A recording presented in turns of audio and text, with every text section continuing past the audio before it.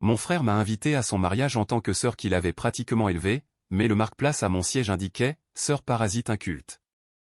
Toute la famille de la mariée riait comme si cela faisait partie du spectacle. Puis son cousin a ricané et a ajouté « alors c'est elle la parente embarrassante dont nous avons entendu parler ». J'étais prête à tout encaisser et à partir discrètement, jusqu'à ce que mon frère me saisisse la main, regarde son futur beau-père droit dans les yeux et dise « ce que vous avez fait à ma sœur ce soir sera l'insulte la plus coûteuse de votre vie ». Le lendemain matin. Mon nom est Samantha Reed. J'ai 33 ans. Et au moment où j'ai atteint la table d'honneur au dîner de répétition du mariage de mon frère, j'avais déjà vécu assez pour 2 personnes et enterré assez de moi-même pour construire l'avenir de quelqu'un d'autre. Je ne suis pas entré dans ce café comme une invitée se laissant porter par une fête. Je suis entré comme la femme qui avait préparé des déjeuners scolaires avant le lever du soleil, appris à faire durer les provisions pendant des semaines impossibles, travaillé des doubles quarts jusqu'à ce que mes mains tremblent, sauter l'université pour que quelqu'un d'autre puisse y aller. Et appris à paraître calme même quand la panique s'installait dans ma poitrine comme une pierre.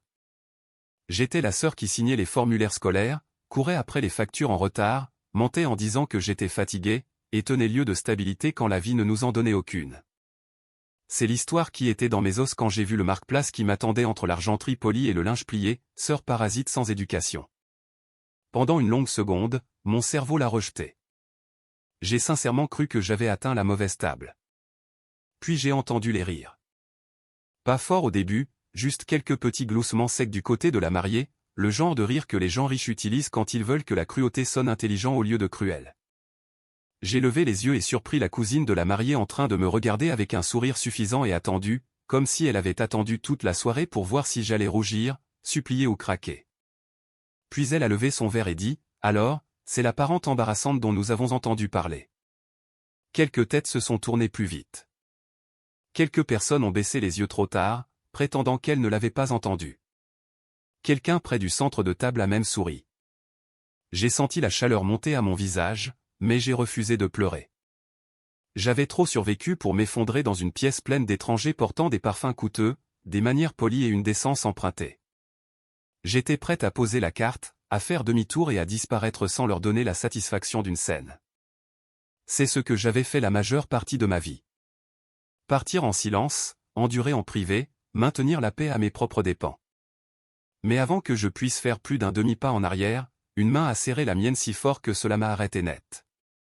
Mon frère s'est levé de sa chaise, a regardé par-dessus moi et a fixé ses yeux sur le père de la mariée avec un regard que je n'avais jamais vu auparavant. Ce n'était pas de l'embarras. Ce n'était pas de la confusion. C'était une fureur aiguisée par l'amour. Quand il a parlé, toute la pièce s'est immobilisée. Avant de vous dire exactement ce qu'il a dit et ce qui s'est passé après mon départ, dites-moi quelle heure il est pour vous en ce moment. D'où regardez-vous? Et quel temps fait-il là-bas? Je suis curieuse de voir jusqu'où cette histoire va voyager. Ce que vous avez fait à ma sœur ce soir, dit-il, chaque mot clair et assez dur pour traverser la pièce, sera l'insulte la plus chère de votre vie. Le silence tomba sur le café si soudainement qu'il sembla contre nature, comme si même la musique avait senti la honte et s'était retirée. Mon frère avait toujours été prudent en public. C'était le genre d'homme qui baissait la voix au lieu de la hausser, qui trouvait des compromis avant le conflit, qui savait aplanir les moments difficiles avant qu'ils ne causent des dégâts. Mais l'homme qui se tenait à côté de moi cette nuit-là en avait fini d'aplanir quoi que ce soit. Il n'était pas là pour sauver l'ambiance. Il était là pour les empêcher de me dépouiller pour le sport. Il se pencha, ramassa le marque-place, le tint assez haut pour que toute la pièce le voie, puis le déchira net en deux. Le son était faible, mais dans ce silence, il frappa comme un craquement de verre. De l'autre côté de la pièce, le père de la mariée se pencha en arrière dans sa chaise, un bras drapé avec une aisance habituelle, comme si l'humiliation publique devenait élégante une fois servie dans une pièce avec des bougies et du vin importé. « Vous devriez vous calmer, dit-il calmement. Personne n'a forcé votre sœur à devenir ce qu'elle est. » L'insulte était plus silencieuse que la carte, mais plus acérée. J'ai senti le vieil instinct me traverser, le réflexe d'intervenir, d'adoucir cela, de protéger mon frère de faire une erreur publique à cause de moi. J'avais passé tant d'années à encaisser les coups en silence que ma première réaction au manque de respect était encore la gestion, pas la résistance. Mais avant que je puisse parler, il fit un demi-pas devant moi. C'était subtil, protecteur, définitif. Vous n'avez pas le droit de la définir, dit-il. Vous n'avez pas le droit de vous moquer de la femme qui m'a nourri quand notre réfrigérateur était presque vide. Vous n'avez pas le droit de vous moquer de la personne qui se tenait devant mon bureau d'école, prétendant que tout allait bien alors qu'elle venait de travailler 16 heures et n'avait pas dormi.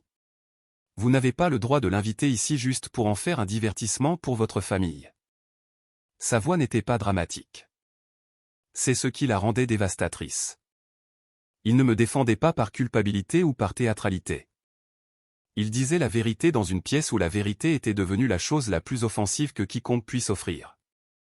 Je le fixai du regard, et pendant une seconde, l'insulte elle-même disparut presque sous la force de ce qu'il faisait. Puis la cousine de la mariée roula des yeux et laissa échapper un petit rire fin, mais il atterrit faiblement maintenant. La pièce avait changé. L'équilibre avait basculé. La blague avait cessé d'être drôle dès que quelqu'un l'avait qualifiée de cruauté. Puis mon frère dit autre chose. Plus doucement, mais cela coupa plus profondément que la colère. Tu pensais qu'elle avalerait ça, dit-il, regardant le père de la mariée. Tu comptais sur le fait qu'elle serait trop digne pour t'humilier en retour. Cela m'a frappé à un endroit auquel je ne m'étais pas préparé, car il avait raison. J'avais passé des années à être celle qui absorbait la douleur pour que quelqu'un d'autre puisse continuer d'avancer. Et debout dans cette pièce pleine de gens qui avaient pris la retenue pour de l'infériorité, j'ai entendu l'écho de ma propre voix des années auparavant, disant à un adolescent effrayé, « Ne t'inquiète pas, je m'en occupe. » À l'époque, il m'avait cru complètement. Ce soir, sans avertissement, il me rendait la promesse. Je sentais la chaleur monter de ma gorge à mon visage. Mais sous l'embarras, autre chose se mettait en place. Peut-être que l'humiliation brûle si fort qu'elle se refroidit finalement en clarté. Peut-être qu'il arrive un moment où être insulté publiquement fait moins mal que de réaliser combien d'années on a perdu à essayer d'être assez petite pour que les autres se sentent à l'aise. Je me suis placé à côté de mon frère avant qu'il ne puisse dire quoi que ce soit de plus et j'ai levé le menton. Même si mes mains tremblaient si fort que je devais croiser les doigts pour le cacher. Vous voulez savoir ce qui est embarrassant, ai-je demandé, en regardant directement la table où les rires avaient commencé. Ce n'est pas de travailler sans diplôme. Ce n'est pas de sacrifier son confort. Ce n'est pas de choisir la survie plutôt que les apparences. Ce qui est embarrassant, c'est de construire une soirée entière autour de l'humiliation de quelqu'un qui est venu ici de bonne foi. Quelques invités se sont agités sur leur siège. Une femme a baissé son verre. Un homme près du fond a cessé de faire semblant de faire défiler son téléphone. La cousine de la mariée a fait tourbillonner la glace dans son verre et m'a offert un sourire éclatant et venimeux. « S'il vous plaît, dit-elle, vous pensez que travailler dur fait de vous une héroïne. Certains d'entre nous gagnent 10 fois votre revenu annuel en un seul clic. Cela ne signifie pas que nous demandons des applaudissements. » Cette phrase a atterri exactement là où elle le voulait. Non pas parce que l'argent a du pouvoir sur la vérité, mais parce qu'elle l'a dit avec la confiance de quelqu'un qui n'avait jamais eu à mesurer la dignité contre le loyer. Il ne s'agissait pas vraiment de revenus. Il s'agissait de classement, de décider quel type de lutte méritait le respect, et quel type méritait un ricanement. Je la regardai et, étrangement, je me sentis moins effrayé qu'avant. Les gens comme elle ne semblent puissants que lorsque le reste d'entre nous accepte d'avoir honte. Je ne suis pas venu ici pour demander des applaudissements, dis-je. Je suis venu parce que mon frère voulait que je sois là. Cela aurait dû suffire. Le père de la mariée haussa les épaules d'un air dédaigneux, comme si j'étais un inconvénient mineur dans la mise en scène d'une soirée bien plus grandiose. Les hommes comme lui croient souvent qu'il n'y a que deux catégories de femmes dignes d'attention, les femmes qui divertissent la pièce et les femmes qui lui obéissent. J'avais obéi à des pièces toute ma vie. Des pièces au travail, des pièces avec des propriétaires, des pièces avec des fonctionnaires scolaires, des pièces où sourire poliment était le prix de la survie. Mais je n'avais pas survécu à tout cela juste pour me tenir dans un café décoré et laisser des étrangers me réduire à une insulte imprimée. Vous m'avez étiqueté avant même que j'ouvre la bouche, continuai-je. Cela me dit tout ce que j'ai besoin de savoir. Il ne s'agissait jamais d'une blague. Il s'agissait de s'assurer que tout le monde ici comprenne où vous pensez que des gens comme moi appartiennent. Le sourire de la cousine s'amincit, et pour la première fois, je vis l'irritation percer sa confiance. Mon frère se tenait immobile à côté de moi, mais la colère qui émanait de lui était presque physique, comme la chaleur d'un fil sous tension. J'avais passé des années à le protéger de l'instabilité, de l'humiliation, de la laideur des adultes qui utilisent le pouvoir pour se sentir plus grands. Maintenant, il le voyait en entier. Et pour une fois, je ne me précipitais pas pour le cacher. Je le laissais voir exactement ce que j'avais passé des années à survivre en silence. Vous pouvez me traiter d'ignorante, dis-je, balayant la pièce de leur côté du regard. Mais l'ignorance ne se mesure pas au diplôme. Parfois, elle se mesure à la quantité d'argent dont les gens ont besoin pour se sentir en sécurité en étant cruels. Cela a fait mouche. Je l'ai vu dans le silence. Je l'ai vu sur le visage de la mariée, qui avait commencé à passer de l'inconfort à quelque chose de plus dangereux, la reconnaissance. Si vous êtes déjà entré dans une pièce où les gens avaient déjà décidé qui vous étiez avant que vous ne parliez, alors vous connaissez le silence qui suit. Il n'est pas vide. Il est chargé. Il attend de voir si vous allez vous rapetisser, vous excuser et disparaître, ou rester là assez longtemps pour faire sentir à tout le monde ce qu'ils ont créé. Le père de la mariée se leva finalement, et le mouvement seul fit bouger la pièce. Il était grand, soigneusement habillé, habitué à l'autorité qui dépend de ne jamais être défié devant un public, et de ne jamais avoir à s'expliquer à des gens qu'il considérait inférieurs à lui. Vous faites tout un spectacle pour rien. Il a dit, vous devriez être reconnaissante d'avoir été invité du tout. Cette phrase a fait ce que la carte elle-même n'avait pas fait. Elle a enlevé la dernière couche de prétention. Ce n'était pas une blague mal jugée, pas un malheureux manquement de goût. C'était délibéré, une invitation étendue vers le bas, puis transformée en arme vers le haut, un rappel de la place sociale déguisée en hospitalité. Un test de la quantité de manque de respect qu'une personne comme moi avalerait pour rester dans une pièce construite par des gens comme lui et financée par les apparences. Reconnaissante, ai-je répété. De quoi? D'être ridiculisée au dîner de mariage de mon frère. D'être assise comme un accessoire pour que votre famille puisse profiter de la réaction. Sa mâchoire s'est contractée, mais j'ai continué, car une fois que la vérité commence à bouger, l'arrêter semble plus malhonnête que de la dire. Savez-vous où j'étais la nuit précédant l'examen d'entrée à l'université de mon frère? J'étais assise sur une chaise en plastique devant une salle d'urgence parce que je m'étais épuisé lors d'un quart de nuit dans un entrepôt. Je lui ai envoyé un message pour lui souhaiter bonne chance depuis ce couloir et je lui ai dit de ne pas s'inquiéter pour moi. Pas parce que je suis une martyre. Pas parce que j'avais besoin d'applaudissements. Parce que c'est ce que fait la famille quand l'amour est réel.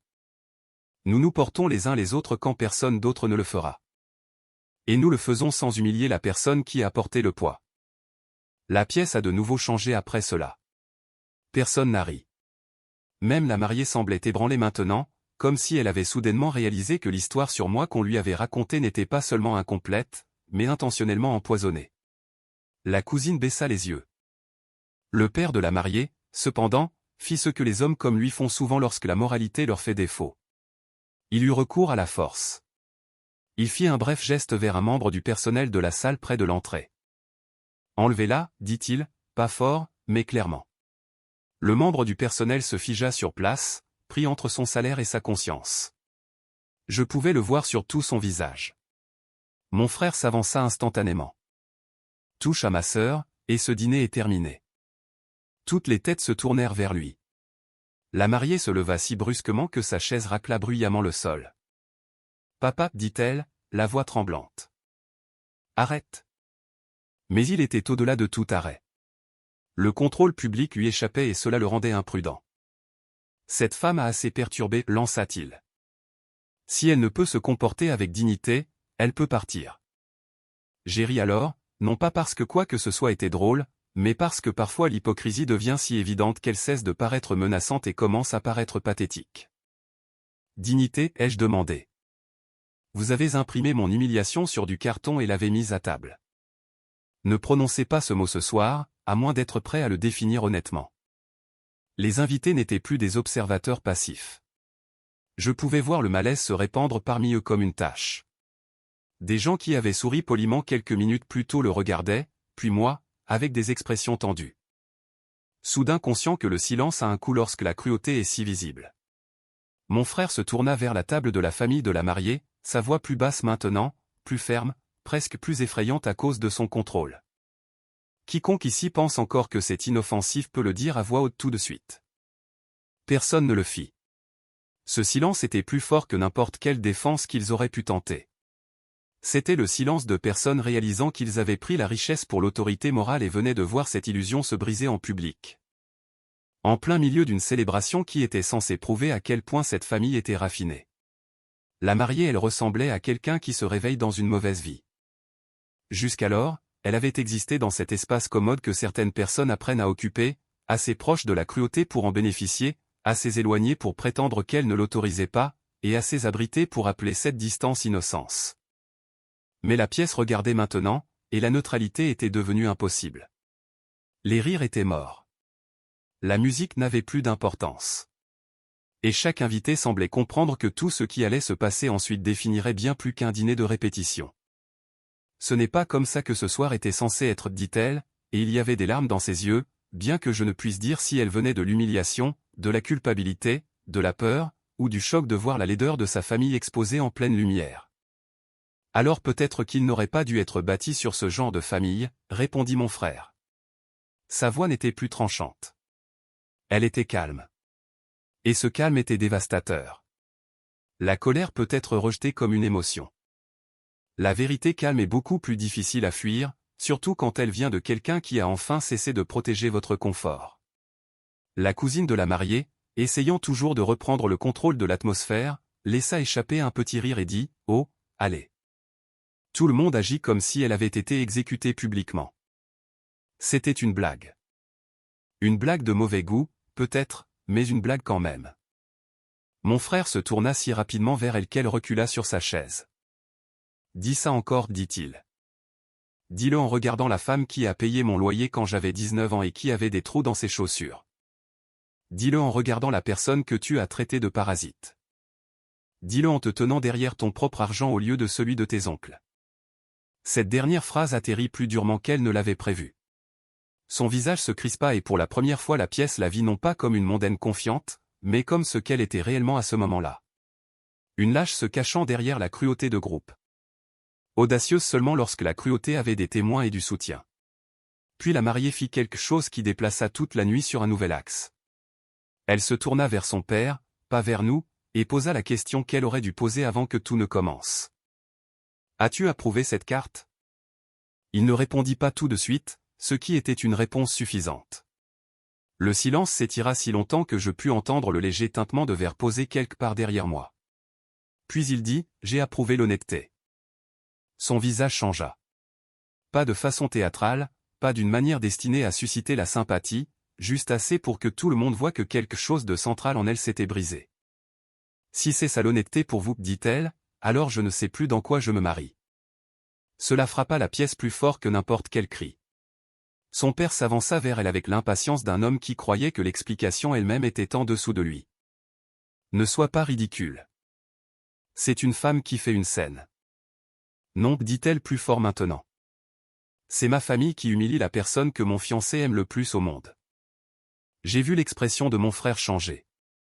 Pas de soulagement, pas de pardon, juste la reconnaissance qu'elle avait enfin choisi un camp.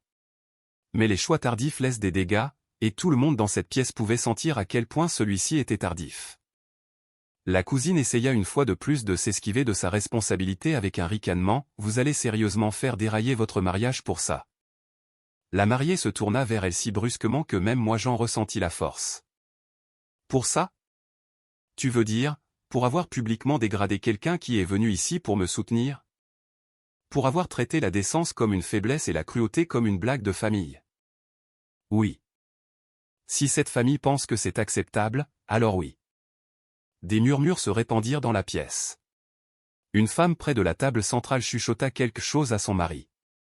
Quelqu'un d'autre posa discrètement une fourchette qu'il tenait depuis tout ce temps. La mariée s'essuya la joue et regarda pleinement mon frère. « Si tu veux partir, dit-elle, je comprends. » Puis elle se tourna vers son père.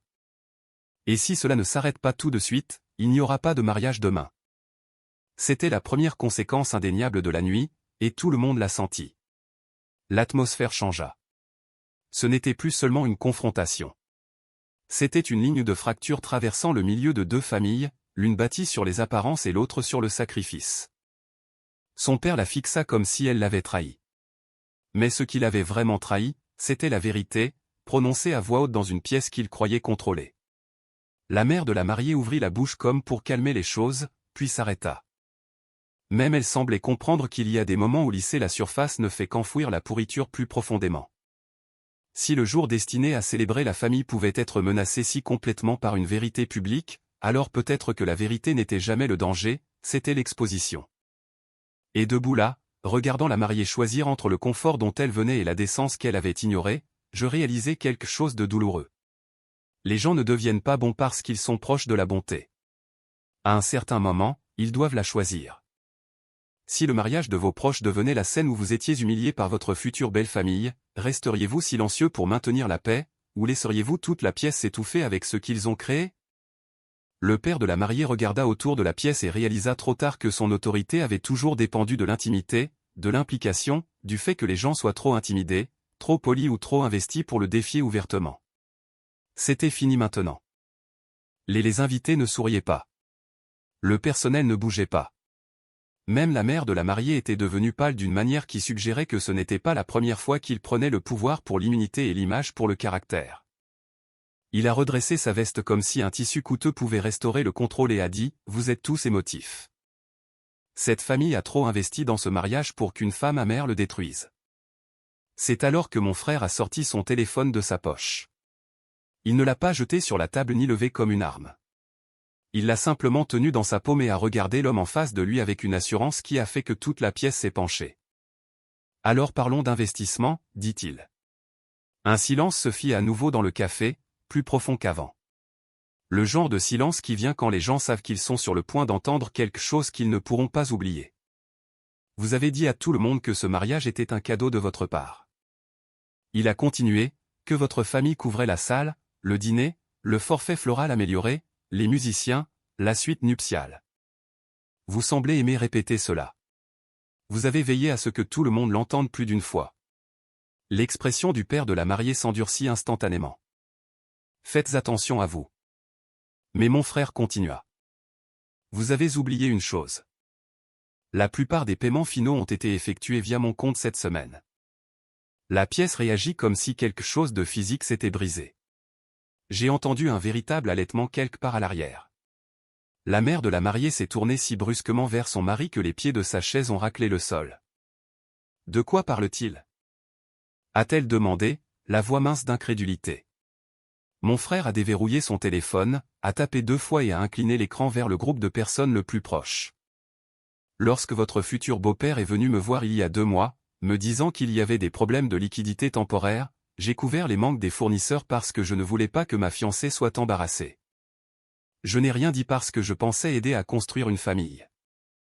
Au lieu de cela, votre famille a transformé ma sœur en divertissement. Une vague de murmures traversa la pièce. Pas bruyant, pas chaotique, mais stupéfait et immédiat, comme si tout le monde recalculait toute la soirée en même temps.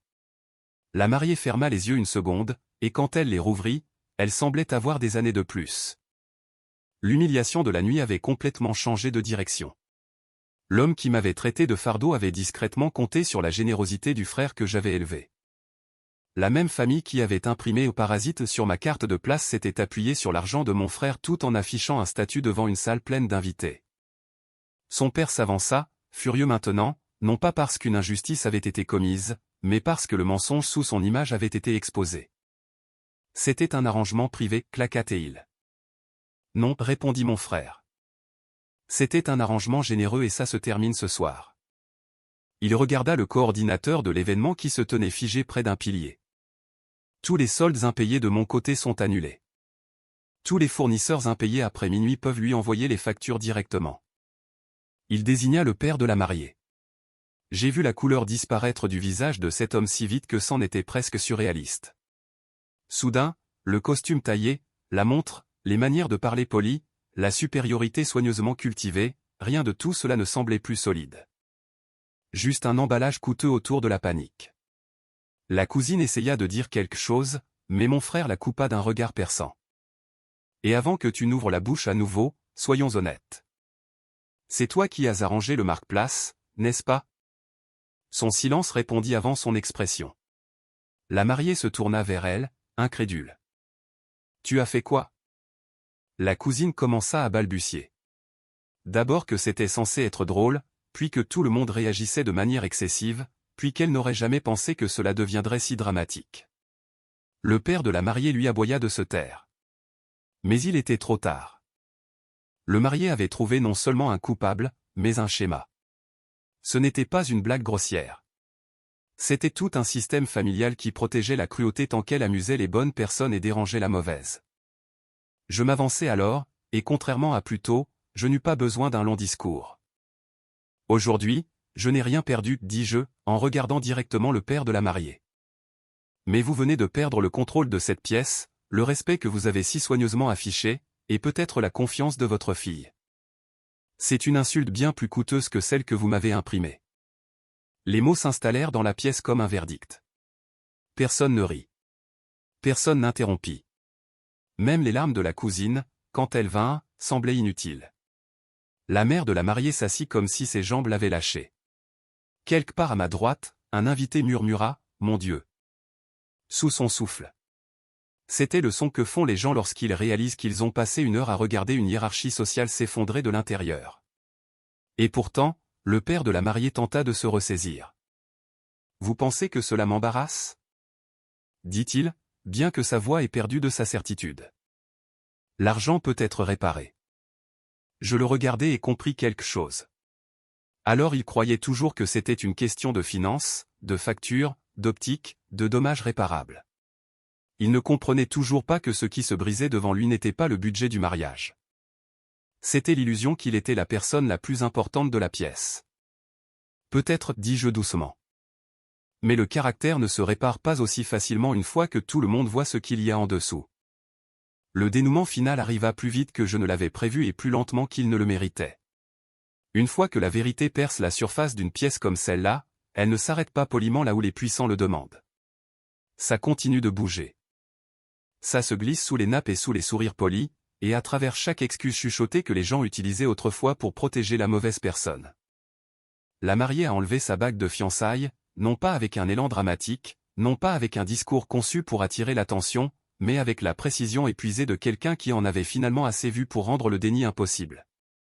Elle la tint dans sa paume pendant une longue seconde, la fixant comme si elle appartenait à une version d'elle-même qu'elle ne pouvait plus défendre, puis la plaça sur la table devant son père au lieu de la rendre à mon frère. Cela comptait. Elle ne mettait pas fin au moment parce qu'elle avait cessé d'aimer l'homme qu'elle était censée épouser. Elle y mettait fin parce qu'elle comprenait enfin le genre de fondation que sa famille avait posé sous cet amour, et elle ne se faisait plus confiance à l'intérieur. « Je ne peux pas faire ça demain, dit-elle. Sa voix était brisée, mais assez stable pour porter à tous les coins de la pièce. Pas avec ça qui pèse sur nous. Pas tant que ma famille est capable de ça. Pas tant que j'essaie encore de comprendre pourquoi je ne l'ai pas arrêté plus tôt. » Mon frère ferma brièvement les yeux, et un instant je vis le garçon que j'avais élevé sous l'homme qu'il était devenu. Le garçon qui voulait encore réparer la douleur même s'il ne l'avait pas causée. Le garçon qui croyait autrefois que s'il travaillait assez dur, aimait assez fort, endurait assez, les gens finiraient par choisir la décence. Mais quand il ouvrit à nouveau les yeux, il n'y avait que la clarté. « Alors ne le fais pas, dit-il, sans supplier, sans marchander, sans tentative désespérée de sauver les apparences. Juste la vérité. » Cela, plus que tout, révélait à quel point il était différent des gens de l'autre côté de la pièce. Il était prêt à perdre un mariage avant de se perdre lui-même. Les invités commencèrent à murmurer sérieusement maintenant, non pas les petits chuchotements amusés d'avant, mais les chuchotements agités, embarrassés et soucieux de leur réputation de gens, réalisant qu'ils venaient d'assister à un effondrement social dont ils parleraient pendant des mois. Un couple âgé du côté du marié se leva discrètement et se dirigea le premier vers la sortie. Puis deux associés du père de la mariée suivirent après un hochement de tête maladroit au gérant de la salle. Quelques autres invités se levèrent un par un, chaque départ le frappant plus fort que des cris ne l'auraient jamais pu. Les hommes puissants peuvent survivre à la confrontation. Ce qu'ils ne peuvent pas endurer confortablement, c'est l'abandon par un public qui ne les trouve plus impressionnants. La mère de la mariée s'assit lourdement, visiblement ébranlée. La cousine, soudainement dépossédée de tout sarcasme et de toute posture, se mit à pleurer ouvertement, mais personne ne se précipita pour la réconforter. Cela plus que tout me dit à quel point la pièce avait complètement changé.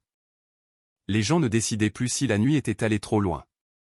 Ils avaient accepté qu'elle l'avait fait, et ils savaient exactement qui l'avait poussé là. Mon frère se tourna vers moi et demanda doucement, « Tu es prête à partir ?» J'ai regardé autour de moi une dernière fois. Les fleurs étaient toujours magnifiques. Les bougies vacillaient toujours. Les guirlandes lumineuses brillaient toujours comme si la soirée avait un avenir. Mais au centre de tout cela se tenait un homme qui avait passé sa vie à confondre l'image et la valeur, maintenant abandonné dans les décombres de la performance même qu'il avait mise en scène. Il semblait plus petit d'une certaine manière, bien que son corps n'ait pas changé. L'exposition avait une façon de rapetisser les gens qui se construisaient à partir de l'intimidation. Il nous appela une fois, sa voix rude maintenant de désespoir et de colère. « Vous faites une erreur, vous deux. » Je m'arrêtai à la porte et lui fis face. « Non, dis-je, l'erreur était de penser que la gentillesse était une faiblesse, que le sacrifice était honteux, et que les gens sans titre resteraient silencieux pendant que vous les piétinez. Vous ne m'avez pas seulement insulté ce soir.